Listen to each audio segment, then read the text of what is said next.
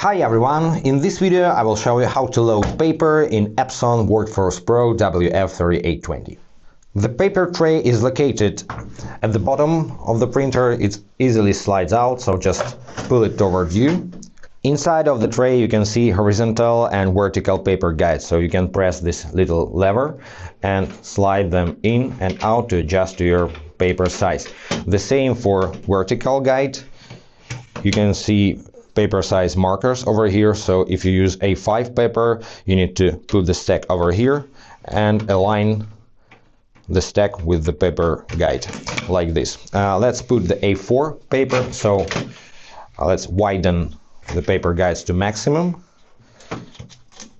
Push your stack inside to the end, align with the vertical guide like this, and align with horizontal guides, but don't press on the stack too much, just slightly press.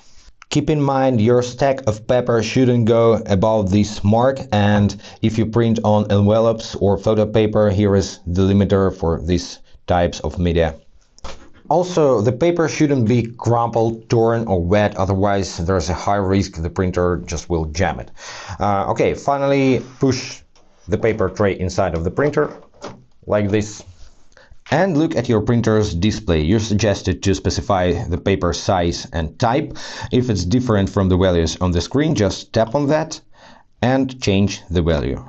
Select from this list or select from your favorite paper settings.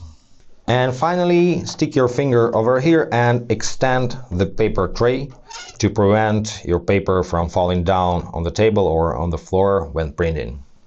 And about this unit on the top, this is not a paper tray, this is ADF or automatic document feeder. You can put stack of documents here like this, align with this paper guide, and scan automatically one by one without putting on the scanner glass. They will fit in here and feed out from there, and the scan result will appear on your computer or smartphone.